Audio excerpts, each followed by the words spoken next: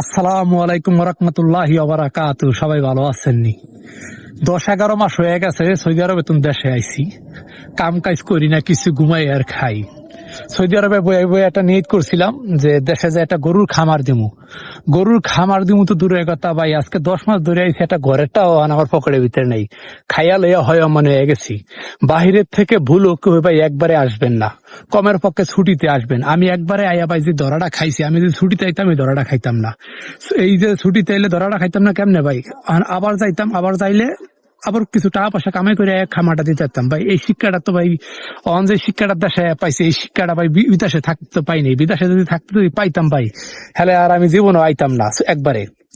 ভাই এই পচা কাম কেউ করবেন না, অবশ্যই দেশে ছুটিতে আইবেন, একবারে আইবেন না। একবার আইয়া দেখবেন আপনার পরিস্থিতি কি, আপনার ফ্যামিলির লোক কি অবস্থায় আছে, সেটার উপর নির্ভর করে আপনি দেশে থাকা দিতে পারবেন। যদি আপনি একেবারে যদি দেশে আয়া পড়েন, আমার মতন যদি একবার বিপদে পড়িয়া যান ভাই, দুঃখের কোনো সীমানা থাকবো না।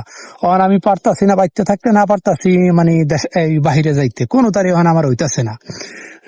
বর্তমানে খাওয়াটাই আমার এখন মুশকিল হয়ে যাইতেছে। যেমনি কাইন্দা কাইটালা যাই করি, আবারও মনটায় আমার বিদেশে যাওয়া লাগবো, মানে আবারও যাওয়া লাগবো। যদি এই 8-9 বছর মানে বিদেশ করে এলাম, 8-9 বছর, হ্যাঁ এরকম 8-9 বছর বিদেশ করছি। করলে কি হয়েছে ভাই, 10টা টাকা হাজার আমার পকেটের ভিতরে নেই। ওই খায়ালে হয় হামান এডি হয়েছে, কিন্তু আমার পকেটের ভিতরে 10টা টাকাও নাই। আবারও ইনশাল্লাহ আপনাদের দোয়ায় আমি আবারও চলে যাব সৌদি আরব। না সৌদি আরবে তো যাবো না, অন্য দেশে দেখি কাতার যাইতে পারি কিনি। ইটালির লেগে তো ভাই বহুত আশা করছি, কিন্তু কাম হইলো না। ইটালি তো মনটা ঢোকা যাইবো না। ইটালি ঢুকতে হইলে মনটা আমার চুল মূল কিছুই থাকবো না, সব সাদা হয়ে যাবো, ফকফকা সাদা হয়ে যাবো। ইনশাল্লাহ দেখি কাতার ঢুকতে পারিনি, আপনারা দোয়া করেন আমি কাতার যাবো গা। কাতারে তো একটা গুল্লা দেয়, যদি আল্লাহ সুস্থ রাখে, শরীর স্বাস্থ্য ঠিক রাখে, তাহলে আবার একটা আশা আছে গরুর খামার দেওয়ানের লেগে। না রে পারতাম না ভাই, এখন বর্তমানে খামার দিতে যেটা লাগবো ভাই ওইটা আমার দ্বারে নাই। একটা বিদেশে তো গুল্লা দেয় লই, তারপর দেখি একটা গরুর খামার দিতে পারি কিনা।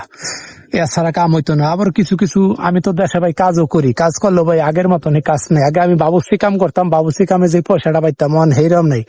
অন বিয়া শাদী করে মানুষের ঠিকই, কিন্তু মাইসে জানেও না, গোপনে গোপনে করি আলে। আগে তো বিয়া শাদী হইলে ভাই একবারে এই মেল সব মেল এক লগে দাওয়াত দেখা হইতো। মেল খাওয়াবে দূরের কথা, একটা বিয়ার অনুষ্ঠান হইলে জুলুম জুতি যায়, এই 10-12 জন লোক কইয়া বাস বিয়া অনুষ্ঠান উড়ে এলাই। এই বাবুর্চি কামেও ভাই পয়সা নেই, কোনো আনে পয়সা নেই।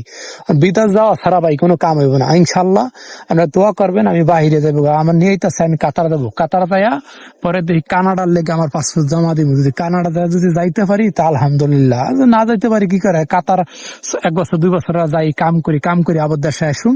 দেশে আইসা যদি আল্লাহ রহমত করে তাহলে একটা গরুর খামার দিমু। আর যদি আল্লাহ না রহমত করে, আর তো ভিক্ষা করি খাওয়া লাগবে, কি করার আছে। যেরকম ভিক্ষা করি সে সময় তো হে ভিক্ষাই করবো, আর কি করার আছে। ভিক্ষা ছাড়া তো আর উপায় নেই। সৌদি আরবে তো একবারে আইসি, কি আর করার আছে। একবার আইলাম কে লেগে, এই শিক্ষাটা আমি পাইতেছি। একবারে যদি না আইতাম হ্যালো এই শিক্ষাটা পাইতাম না। আমার মতন কাঁচা কাম ভাই আপনারা কখনো করবেন না। অবশ্যই বাহিরে তো আইলে একবার আইবেন না, কমের পক্ষে একটু ছুটি লয়ে আইবেন। 6 মাসের ছুটি জায়গায় 9 মাসের ছুটি লয়ে আইবেন, কিন্তু কখনো একবারে আসবেন না ভাই।